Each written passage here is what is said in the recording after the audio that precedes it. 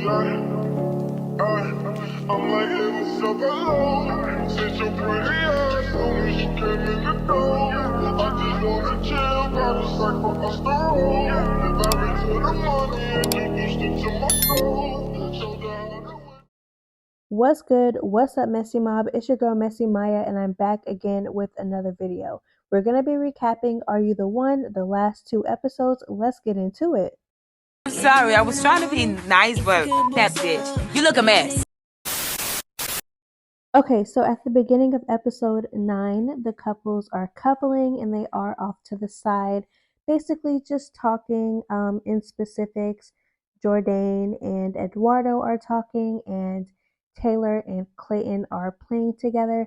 So, y'all already know how these episodes go. So, they all meet together so they can do another challenge. So, this week, the girls had to participate in the challenge, and the winners, who basically would have to choose their dates, are going to be the highest scoring girl and the lowest scoring girl. So the girls did the challenge, they come back, and then Cammy announces that Taylor was the highest scoring girl and Jordan was the lowest scoring girl. Okay, so Taylor picked Clayton, and then Jordan picked Eduardo. I don't know if y'all noticed, but I'm pretty sure y'all have because it's so obvious. But Taylor literally wins every single fucking challenge. Like, clearly, this girl has like the best observation skills ever. She wins every challenge. But that's besides the point. Okay. So after Kimmy announces the winners, the castmates go back to the house and they're all chilling by the pool and everyone's talking, and then Will basically confronts, who did he confront? He confronted Akel about kissing Courtney on the cheek. But it's like, my guy, just last episode you literally just kissed Danielle on the cheek. No, you kissed her in the mouth. So, and Courtney's not even your match. So it's like, why do you really care, you know? I mean, I get why you care because clearly you like her, but it's like, I don't know, it's kind of a double standard here, buddy. Like, you just kissed Danielle in her mouth last episode, and now you're mad because Akel gave Courtney a friendly kiss. Okay. Okay, girl, whatever. Anyways, so Will basically confronts Akel at the pool in front of everybody about it. And Akel is like, basically, I kiss everybody, like, I'm friendly. You know what I'm saying? Like, I kiss everybody on their cheek. Like, it's really not that serious. I don't like Courtney like that. Like, we all know who Akel likes. You know what I'm saying? It's the only girl he's really been showing attention the whole time. So at this point, we all know that Will is sensitive child. So Will was in his feelings about it. He goes upstairs and he basically tells Courtney that he confronted Akel about kissing her on the cheek. And even Courtney's face is like, well, why the hell would you do that? Like, it's not that deep. Anyways, so while they're talking, Akel goes and he talks to the girls, okay? And I believe it was Roz and I believe it was Danielle. And Danielle tells Akel, well, he's confronting you about this, but on our date last week, he literally just kissed me. Like, we were making out on our date. And he even had the nerve to tell me not to tell anybody. You know what I'm saying? And she was like, does it look like I'm the type of bitch that you should be hiding? You know what I'm saying? Which I didn't even know that. Like, they didn't show that part where, because they showed the part where they kissed, but they definitely did not show the part where he was like, don't tell nobody. Which is weird. Anyways, Akel is like, interesting. So basically, Danielle is a real ass bitch because Danielle goes straight to the source and she tells Will, well, yeah, I let the cat out the bag and I told Akel that you kissed me because you're being a hypocrite and you tried to get on him in front of everybody and basically try to embarrass him in front of everybody for doing something to Courtney when you did the same thing to me while you and Courtney were still talking to each other, you know? So he's like, why would you do that? You told me you wouldn't tell anybody. Why would you do that? So he goes straight to Courtney with his crybaby ass. Honestly, because every recap I stick up for Will, but this episode he just rubbed me the wrong way. So he goes to Courtney. He tells Courtney, keep up with me now, okay? He goes to Courtney. He tells Courtney he basically snitches on himself because, of course, he didn't want anyone else to go to Courtney. But in my head, I'm like, the fact that it took for Danielle to say something for you to man up and tell Courtney the truth, it's just fucking beyond me. But moving on, of course, so he tells Courtney, of course, Courtney is rightfully so mad. Like, you guys are supposed to be talking and you're sitting here telling Courtney, oh, well, don't kiss this guy, don't do this, don't do that. But you went on a date and you did it and you didn't want, you literally tried to hide it from her, which is even worse. You know what I'm saying? And I think that she was hurt about like him kissing Danielle, but I think that she was more so hurt at the fact that he tried to hide it from her. And it literally took for Danielle to say something for him to man up and tell her the truth. I feel like that's what hurt her the most. You know what I'm saying? And even Courtney was like, how dare you even try to get mad and flip it on Danielle like it's her fault and try to make her feel like shit for telling the truth when you should have told me the truth. You know what I'm saying? Like it shouldn't have took for her to say something for you to man up and say it to me. So Courtney puts her wall up. She's like, yeah, well, I clearly can't trust you anymore. So that's that. Taylor, Clayton, Jordan, and Eduardo go on their date. Their date was cute. I thought it was very cute.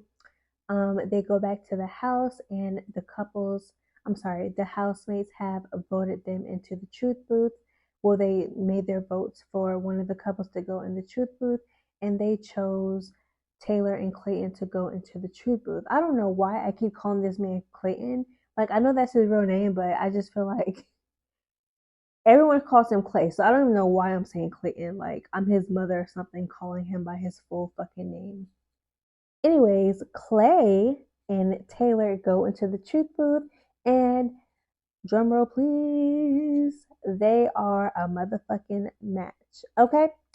I'm not gonna lie, I did not expect that. And don't get me wrong, they're cute, but I don't know, because I feel like prior to this episode, they really didn't talk like that, except for that one time where Clayton basically called Taylor cocky and she got mad at him. But besides that, they really haven't spoke. So I was like, oh shit, like, I've just seen them speak that morning. So I was like, oh shit, they weren't talking like that, but shit, they're each other's match. Anyways, I'm really happy for Clay. I hope that she does right by him because Clay is an amazing guy. I can just feel it. I feel like he's a really good guy, but Taylor's a good girl too. She's a little feisty, but I feel like they'll do good together. They go back to the house. Everybody is, of course, congratulating them. They're going to be joining the honeymoon suite soon. Okay, so everybody goes to the matchup ceremony. And I'm not going to lie, they pick who they feel like is their match. In this matchup ceremony, they did not do that hot, okay? They didn't do that good, this matchup ceremony. I'm not going to lie. Okay, so episode 10. Now they are recovering from the matchup ceremony, y'all. They are recovering because they did not do good the night before. They didn't do that good, I'm not gonna lie. And then y'all know when they do bad at the matchup ceremonies, Cammy be on their ass, making them feel worse. But I don't blame her because you gotta hold them accountable. Like, y'all are on week 8. Get it together, boo. Get it together. Anyways, this episode is the same exact process as last episode. So again, they meet up this episode. Again, this is episode 10. They meet up, they do the challenge. Leo wins and he gets to choose his date and he gets to choose someone else to go on a date, okay? So for Leo's date, he chose Anissa, which pissed me off because first of all, the whole beginning of the episode, he was ranting about Roz and how great she is and how He's just himself around her, and then he turns around and chooses Anissa for his date. And second of all, bitch, Anissa is not your match. I just don't see it. I see her with the Kel. I just don't see her with you, boo. I'm sorry. So that definitely pissed me off. So he chose Anissa as his date. Then he pairs up Mikey and Roz. Out of all people, Mikey and Roz. I've never even seen them speak before. So, you know what? Leo, if you like it, I love it. Anyways, they go out on their dates, whatever. They go back to the house. Y'all.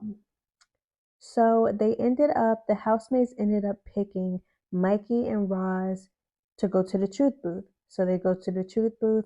They clearly are not a match. Like, I could have told y'all this. What? I don't know. Maybe they thought because Clay and Taylor barely spoke leading up to their perfect match that it would be the same for Roz and Mikey. I have no idea what the strategy was there. I don't know who the hell put Leo in charge, but that's besides the point. Anyway, so they're not a perfect match. So the house is like, okay. Because technically, this was their last week before the last week. So the week after that week was going to be their very last week. So when they got the no match, they were like, okay, something's got to give. Like, you know what I'm saying? So they all meet up together and they're strategizing. They're literally going back to the drawing board, up all night talking about it. By the way, Jourdain and Roz did their thing, okay? If it wasn't for them, they wouldn't have gotten the results that they did. So skip. They go to the matchup ceremony again, right? And everyone, like, I'm gonna just cut right to the chase because I'm excited because I just watched the episode and I know I'm late, y'all, but I'm here. So this was like probably like the best episode out of everything. So again, they stay up all night strategizing, going back to the drawing board. Who choose who this week? They break each week down on who chose who and how many beams they had. Which again, they should have been did this, but they finally did it. Let's skip to the matchup ceremony. They go to the matchup ceremony and everyone chooses who they discussed that they were going to choose, and they ended up getting all 11 beams. So yes, they won. They got all 11 beams. Everyone's a perfect match, and they won the $750,000. Cut that check, and give Roz and Jourdain their fucking props. Please and thank you. Anyways, that was the end of the season. I felt like the last episode was really good. I'm not going to lie. And I don't know if y'all remember, but in the trailer, they showed like fights. One specifically by the pool, and they did not show that this season. So they definitely cut out some parts during the season. I just noticed that. But anyways, I'm so happy they won because I'm not going to lie. I did not think that they were going to win that fucking money because they, leading up to this point, they were just doing horrible and making little to no progress. But I'm happy that they finally all came together and strategized and went back to the drawing board and they found their matches. Let me know what y'all think about the last 2 episodes. Like, comment, subscribe. I'm out. 60 grand, mama, 100 grams, though. And I swear I love the house.